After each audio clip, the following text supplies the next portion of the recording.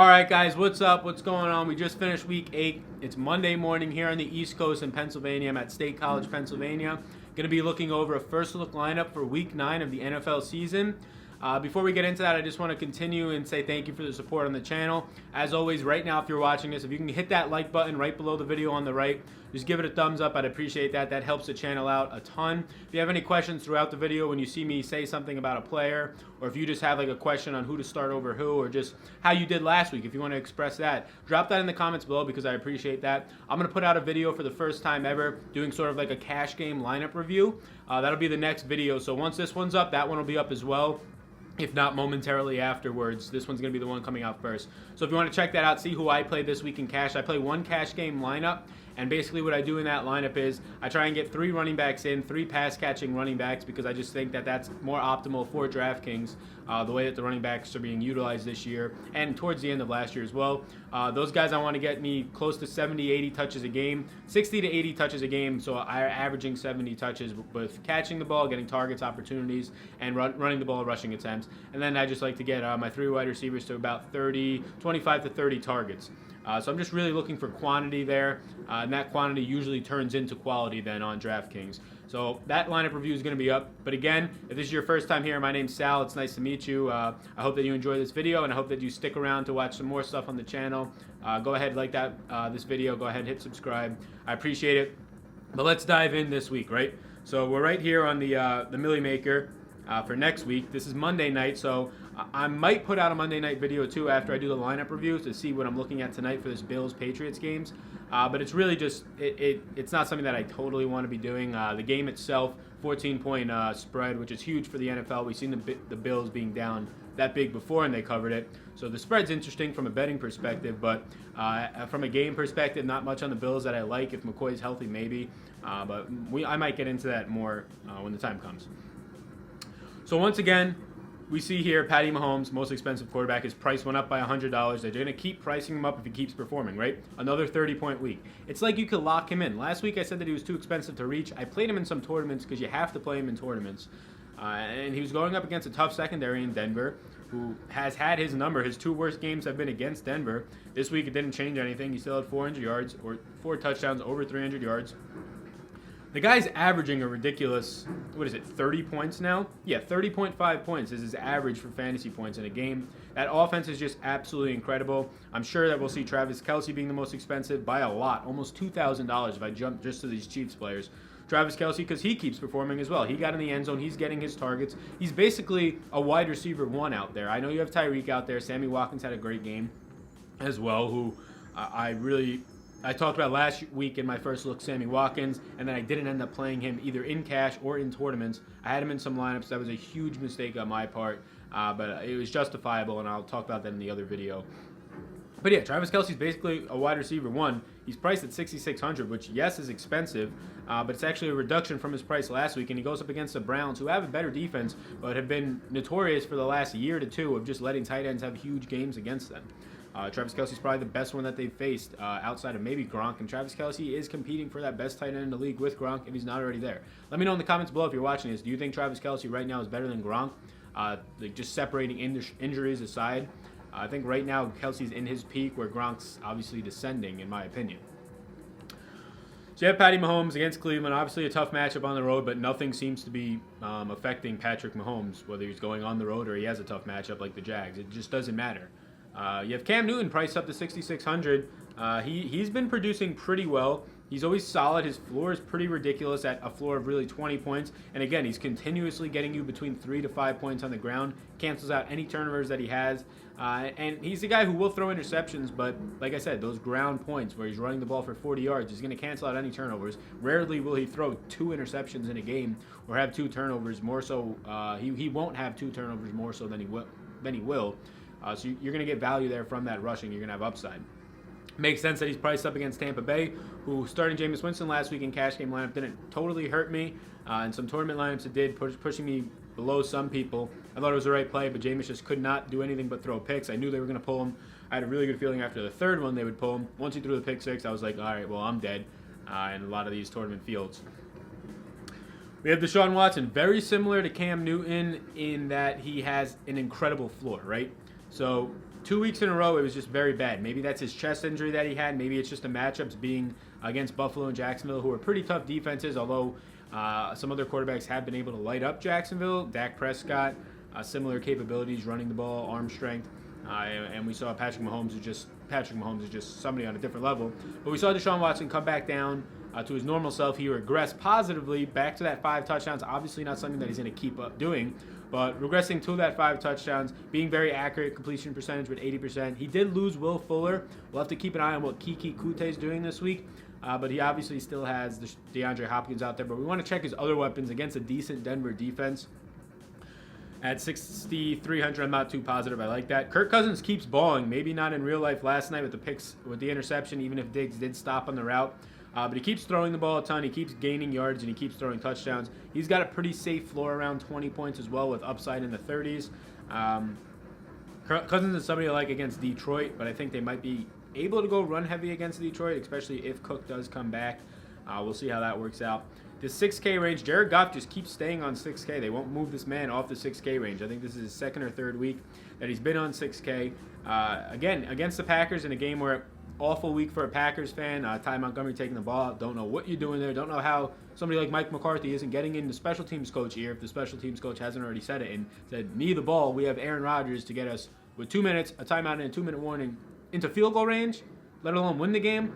I think that's terrible coaching. Obviously, it's a player mistake too, but I think that's more so has to go on the coaches. I think Mike McCarthy needs to get out of Green Bay, but that's just as a lifelong Packers fan who's seen a lot of frustrating games coached and just play calling, running the ball against Sue and Aaron Donald from your own 1-yard line for losing all the momentum in that game when you're up 10-0 is just terrible. But back to Jared Goff. Continuously priced. Last week he was priced at 6K. I don't know why it's saying 6,200 here. I know he was priced at 6K because I had to choose between him and Jameis. Should have chose him, getting more than double the points than Jameis last week. And this is the thing. Jared Goff, you want to play in situations where the other team is going to score points, right? When the other team scores points, 27 in Green Bay, he's forced to throw the ball more, not rely on Todd Gurley, Todd Gurley had his game, but Todd Gurley does get receiving yards for him as well. And Todd Gurley's just a freak again, probably an MVP candidate right now, which is just insane because he's a strong MVP candidate. Definitely not a system running back like people say. He probably is a system running back, but he's also a special talent. You can't put anybody in that Todd Gurley role and they're going to succeed. Maybe you put Saquon Barkley in there. Maybe you put Le'Veon Bell in there, but I don't see a lot of people with Todd Gurley's upside. So here we go. Just looking at teams that score against him. When Seattle scored a ton. When Minnesota scored a ton. 2 good games. A 20-point floor right there. The Chargers scored a ton. Great game out of him. You're just going to see that when the Packers scored 27 points and he was forced to throw the ball, you saw pretty good yardage totals out of him, just missed a 300-yard bonus, and you saw him throwing touchdowns. So is the team that he's playing going to score? This week, he gets New Orleans. I'm just looking at New Orleans. I didn't see that before I even saw anything else. Terrible defense. We've seen the numbers on New Orleans secondary. If you were watching Sunday Night Football last night, they were talking about Marcus Lattimore. They were all talking him up, and then they put a stat out and just showed how bad Marcus Lattimore has been when targeted, and it was just kind of awkward. Marcus Lattimore has been pretty bad when targeted. He's like 111 quarterback rating, and he's the best Saints quarter. They just got Eli Apple as an upgrade. Not much of an upgrade. Last night he had a couple of pass interference calls. Didn't look great, but he was on a short week trying to learn a new system, so I give him the benefit of the doubt. I'm not even going any lower. 6K is a decent price for your cash game quarterback. Jared Goff, they're going to have to throw the ball in this game. New Orleans actually does have a really good rush defense. It was ranked number 1 or 2 coming into last night. Latavius Murray did have success against them. I know Todd Gurley will have better success if Latavius Murray had success, especially with Sean McVay coaching. But Jared Goff in a game where they're going to be throwing the ball, yes, he's on the road. He's in a dome, though, in a high-scoring environment with a very good matchup. I think he's going to be the chalk cash game lineup unless we could find something else below 6K. I'm not too sure that we can. Drew Brees, I don't hate Drew Brees as well at 6,100. I mean, I skipped over him. Going up against the Rams, who I think have a very overrated secondary. Marcus Peters has been awful this year. If only Mike McCarthy would have drawn up more passing plays in the second and third quarter instead of going conservative on the ground with not even Aaron Jones. He went conservative on the ground with Jamal Williams, even though Aaron Jones was averaging 7 yards a carry. You can see how just frustrated I am with this team. But it's easy to pick the secondary apart with no Talib and Marcus Peters just not playing at all like the money that they paid him, not playing at all like a top 10, honestly playing like a bottom 10 corner when you consider all the measurables. And bottom 10 is very low to say, but based on his talent, and just he's been burned like 6 or 7 times. 6 times, I think, for touchdowns this year. He got burned by Davante a couple times last night or yesterday afternoon. So Drew Brees is definitely a good play this week. I'm not sure why they're not using Cam Meredith more. I don't know if they just like Traquan and Taysom Hill getting on the field a ton. But I do like Brees. He had a rough game last night, but they ended up winning the game. They got short fields, a pick six, things like that. I think Goff's the play. Trubisky going up against Buffalo. I don't like him at Buffalo. I don't like really any quarterbacks at Buffalo. I watched Aaron Rodgers in person have his worst game ever in Buffalo, like 120 yards, no touchdowns, a pick or two. It was just brutal. That's just a tough environment. That's why I don't like Buffalo tonight against New Orleans, but at 14-point underdogs, I think maybe a backdoor cover is in play, especially at home. Russ Wilson had a great game. He had 3 tutties in the first half alone. Saw that he got a couple of opportunities in the first half to run the ball, and then they just didn't really do anything in the second half. 5,900, I think he's priced up a little bit. Baker Mayfield, I'm not really sure what's going to be going on there with Coach Haley, if they're going to be firing him. I think Hugh Jackson's got to go first. I think Todd Haley's obviously a good offensive coordinator. You saw what he did with the Steelers. So I think KC, you saw what he did with these teams. It's not him. It's really more so the offensive line and overall just the coaching system. Sorry if you could hear that clabbering in the background. Once again, they're doing construction here nonstop. They're building another high-rise downtown right across from my house. Starts at like 6 in the morning. Pretty terrible. But yeah, let's move on from these quarterbacks and let's get into some running backs now. Jared Goff's the guy that I like. I mean, if I want to look quickly down at value, Phillip Rivers at 5,600 against Seattle, who has a decent secondary, nothing spectacular. He's been solid this year. But I just like Jared Goff's matchup, upside, and offense. I mean, it's probably the number one offense, number one matchup this week, and he's obviously a great quarterback, right? Fitzpatrick at 5,500 against Carolina. Interesting to see what's going to happen with Jameis Winston this week. They're priced at similar prices because nobody knows who's going to start yet. But let's just go with Goff and go from there. So running backs, Gurley's coming down in price against a good defense, and this is interesting. He's coming down in price after he's balled out. Again, another over 30-point week. I faded him in my cash game lineup. I didn't fully fade him in tournaments, but I did a decent amount. It didn't kill me, but it obviously doesn't help when a guy goes for 36. But there's a lot of other guys like James Conner, like Marlon Mack, Joe Mixon, who did go off for around 30 points too. So it doesn't kill you if you didn't play him that week because you saved the money. This week, though, he's still going to be getting the work in cash game lineups. Somebody that I want to squeeze in if we can find value at tight end, wide receiver, and in those areas. Christian McCaffrey, again, not rushing the ball with a lot of success, and he had a tough matchup against Baltimore. But he caught the ball for 2 touchdowns. Or he caught the ball one time, it was like a deflection for a touchdown, and then he ran the other one in for an 11-yard touchdown. So he got you some decent points, but he only had 18 opportunities in this game, right? 18 touches, I would say, in this game, which isn't terrible. I mean, you're playing a good defense, but they were leading most of the time. They still weren't running with him. That's a little concerning. Somebody at 7,800 that might be a little expensive, but against Tampa Bay, you might actually like that matchup, right? We saw what Joe Mixon did to them this past week. He did it in the passing game. He did it on the ground, definitely. So it's something to monitor. Kareem Hunt, not a terrible matchup. We just saw what James Conner did. Kareem Hunt continues to put up points. He had a reception this past week. Not so much on the ground, which is, again, concerning. When they were leading, they weren't pounding the ball with him. James Conner against Baltimore, a really tough matchup here. Baltimore's been great against running backs. So is Washington. But James Conner's been balling out. Don't know what's going to be going on with Le'Veon Bell. Le'Veon Bell right now is out. We have Melvin Gordon's questionable at 8,200, but he's going to be getting all the work. Alvin Kamara priced down to 7,300, and that's just because his opportunities have been going down. He got a ton of balls last night, a couple of touchdowns, but Mark Ingram also had a lot of opportunities. If we could find Mark Ingram in here. Mark Ingram splitting carries, basically even, still getting work in the passing game. You're just getting half the opportunities, and if Alvin Kamara doesn't get 2 touchdowns in the game, and doesn't get you 26 points, and he doesn't get even a single touchdown with this workload's only going to be getting him 12 points. So that's a pretty expensive price to pay at that point, but it is interesting at his price as a dynamic player as he is. Decent game here. We saw Kerryon Johnson in the passing game. If no Theo Riddick is there, I like this matchup against Minnesota. I like it a lot at 5,600. We'll have to monitor Theo Riddick. That's like an if-then if he's playing. Philip Lindsay did well. Very, very well, actually, on a per-touch basis yesterday, both in the receiving and passing game. Who do we want to build this lineup around, guys? Right? Who do we want to build this lineup around? Very cheaply priced Tevin Coleman here. Tevin Coleman's a starting running back against Washington, who has been great, so that's probably why. But at 4,800, maybe you take a flyer. Value-wise, Chris Carson's been pretty damn good. He just continues to get carries, continues to put work in. They're running the ball heavy against the Chargers at home, something I don't hate. Latavius Murray's been doing decent in his fill-in role. Adrian Peterson priced up after much success. Let's try and get Todd Gurley in here. And that's a stack right there with Goff and Gurley. It's positive correlation. If by the amount that Gurley actually catches the ball. It's positive correlation here. Just getting continuously 5 targets a game. It's ridiculous, his workload. Especially inside the red zone, he's getting just absolutely incredible looks. I don't know if we can afford Melvin Gordon with this as well. We're going to have to find really cheap value, but he's questionable right now.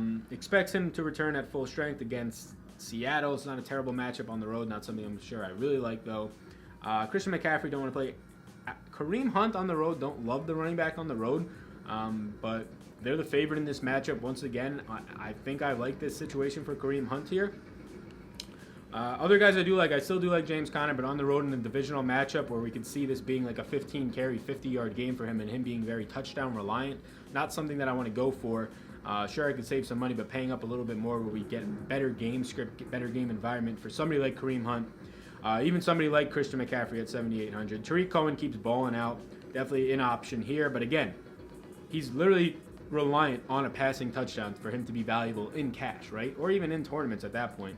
5 attempts for 40 yards is great, but he's not the guy who's going to be getting a lot of ground and pound, especially late in the game. That's going to be Jordan Howard, who had a decent week this week.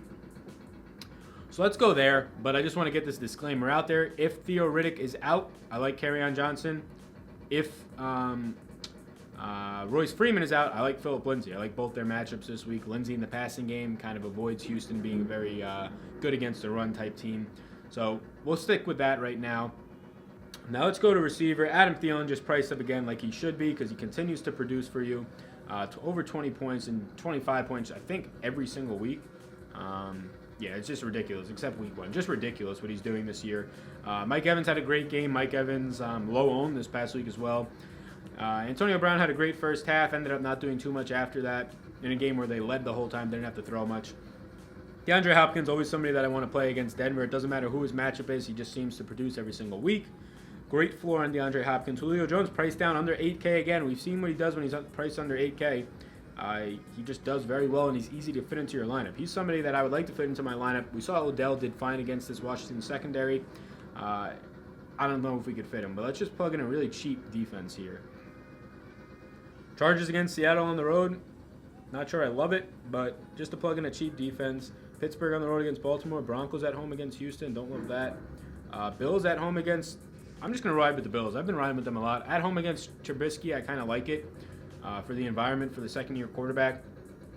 Now you get 4,100 if we want to play Julio. Let's take Julio out for a second. Let's just try to find a cheap value tight end here. Ed Dixon, I was on last week. I said it in my my game-by-game breakdown. I like Ed Dixon. Ed Dixon did fine. I mean, only 2 targets. He had the touchdown. That's really the main thing. But I think they look at the tight end there, and they have plays for their tight ends to run post routes, to run deep, and he likes looking their way, Russell Wilson. Ed Dixon's a talented guy. He's been in the league for a while, a veteran. Kyle Rudolph, he gets continuous targets, continuous work. Had a touchdown call back last night. O.J. Howard finally priced up. O.J. Howard, Fitzpatrick likes O.J. Howard. Jameis Winston likes O.J. Howard. Whoever plays, doesn't matter. Like Mike Evans, both of them like as well, but Jameis likes that Mike Evans more. I think Fitzpatrick likes Deshaun Watson a little bit more. I think Fitzpatrick also likes Chris Godwin more, and and Jameis definitely likes Adam Humphries more. But O.J. Howard seems independent of whoever his quarterback's going to be. I like O.J. Howard again at this price for sure. David Njoku laid a goose egg this past week. I'm happy that I went with O.J. Howard over him in basically every single lineup that I had. This week he gets a great matchup against KC, though. At home, maybe he comes back to life there. Greg Olsen, I love Greg Olsen. Had another touchdown this week. Got a couple more receptions. He's starting to come back to life, playing on every single snap. Against Tampa Bay, this is very interesting at 4,700. Definitely something that I want to play here if I'm not going to be going O.J. Howard against Carolina. I like Greg Olsen a lot here, actually. Middle of the field, Tampa Bay is very susceptible to. Terrible against the tight end, really. Let's see, or I like Greg Olsen, yeah. So let's see what we could do with this build. Now let's see if we can find any value at wide receiver. Keenan Allen, he's just been very quiet, but having a good year as always. But his ceiling is always there, but it just doesn't seem like they're hitting it with guys like Mike Williams and Tyrell catching all these deep bombs. Excuse me. So Steph Diggs did great last night, right? He did great. His price came down after doing great. Detroit's not a terrible matchup for him. I mean, maybe he'll be getting their number 1 corner out there, but I don't see that being much of an issue for Steph Diggs, who seems like he can get open pretty good. He runs crisp routes. Emmanuel Sanders priced down his injury. We have to watch that. Golden Tate. very interesting here against Minnesota in a game where they're probably going to be running a lot. The ball with Kerryon Johnson seems like they like that they're doing that more. But I think Golden Tate, he just gets peppered with targets, and he always has that breakout week. I almost played him last week. Kind of happy I didn't. Kenny Golladay, priced down once again. Let's see. Just got an email I was looking at. Kenny Golladay, priced down again after only getting one target last week. Mini Megatron. I love Kenny Golladay. He's had a lot of bad breaks this week. Seems like he had a pretty bad week. Will Fuller out for the rest of the season. Kute back from the strained hamstring that led him to the miss Thursday. So we got to monitor Kiki Kute here. I like him against Denver in the slot. Chris Harris, though, a great cornerback, so maybe I actually don't like him when you consider that. But when you think about Will Fuller being gone, Cutie, actually, I was told that I've been pronouncing it wrong. I have been. Cutie's been somebody who's been getting peppered with targets. Now he's going to have even more target share out there, especially if Ryan Griffin's out. Tough matchup, but if he's getting 10 targets in the slot, I like him at that price of $5,300. We're going to need to find a value guy if we want to play these two running backs and Goff, right? So, wow, this is crazy. So Demaryius Thomas has just fallen off the face of the earth. Still getting targets out there, but he's in the 4,500 range now. He's always a guy who can go for 100 yards and a touchdown, but his talent is just falling off a cliff. Chris Godwin's price is down a little bit. Where's Larry Fitz? Is he on this slate? I don't think they are. I think they're on bye. So now we're down really low. David Moore's been having pretty good success out here, getting constant targets, deep threat guy now, getting a touchdown in 4 in the past 3 games, which is actually really impressive. Being looked at deep. Cortland Sutton's a guy who I think is going to break out. He had a decent game, especially if Emmanuel Sanders has to sit out, but he came out in that game, so I'm not really worried. Mike Williams, in a cash game perspective, I don't like, but he's a tournament dart throw, definitely. Anthony Miller did well. Now we're getting really low here. All right, so let's find one guy who we can trust a little bit. Curse went right back to his 10 targets, but he didn't convert a lot of them, right? He had 3 catches on 4 targets early in the game, then just did nothing after that. He had a tough matchup. He gets Miami this week in the slot, which is a little bit of a better matchup for Curse. Maybe we go back to the Curse well there if he's getting that workload. Amendola, I don't hate. Amendola's been seeing constant success now with Brock back in there and all these wide receivers being hurt. I think I do like Amendola, actually. Michael Crabtree's price has dropped at home. It's a divisional matchup, which is very tough. But at home, the Steelers have been susceptible on the outsides. He might get the Hayden treatment, though, but that could easily be John Brown. So this is something that we want to watch. Sammy Watkins has a great game. Don't know if I want to go back there. Had a great game. Don't know if I want to go back to that well so quick, but definitely don't hate Sammy Watkins at 4,900. Let's do this, and I know people are going to hate this, but let's see what Quincy Enunwa is going to do this week. Let's see what Robbie Anderson's going to do this week. Let's just plug Curson at 4,200 just to see what else we can get in this lineup, right? He's getting the targets. I think that week, 2 weeks ago, was just a weird week where Darnold was terrible, which he's kind of been all year. But let's just plug him in there. I know that we have value down here, maybe at Michael Crabtree at 4,800. I know that we have value at Demaryius Thomas. I think he still has upside. Tough matchup against Houston, though. I do think he has upside, though. Willie Snead, people are going to say, Willie Snead, why aren't you going there? The reason I'm not going there, I love his targets, and that's something that I'm looking for out of a wide receiver. Maybe I go Willie Snead, and I always have this choice, Willie Snead or another wide receiver 3. His targets are great. They're just so low ADOT, and they split their red zone looks, and they don't get to the red zone often, but they split their red zone looks across every single receiver. Yes, he's due for a touchdown, pretty due for a touchdown. He's getting all these targets, but he's like a 7 to 12 point guy in cash. And his best week's going to be like 18, which is great for a guy at this value. So maybe I actually go there now that I'm saying it out loud. The only downside I think about Willie Snead is that he's never going to be explosive. So tournaments, he's not somebody that you really want to play unless he's like the last guy you're fitting in and you just need him to get you 10 points. But I feel like if he's getting you 10 points and your opponent has somebody like Callaway who can go off for a 50-yard touchdown, you're just not so much having an advantage. But again, for a cash game lineup, maybe Snead is the option. The same price at Curse this week. I feel like a lot of people are going to struggle with that decision. Let's keep Snead in there at 4,200, getting constant targets. Now let's go up here. So Kiki Kute, again, he's probably going to get Chris Harris in the slot. I do like him, though. Doug Baldwin, not somebody I hate, but his targets are just inconsistent, right? Even when Russell Wilson threw the ball a little bit more, his targets are all over the place, spread out a lot.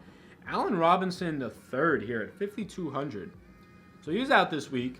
He's having a decent year. Out this week, has a tough matchup in Buffalo. Probably going to get Tre'Davious White, but they do move Allen Robinson around into the slot quite a bit. I don't like Trubisky in Buffalo.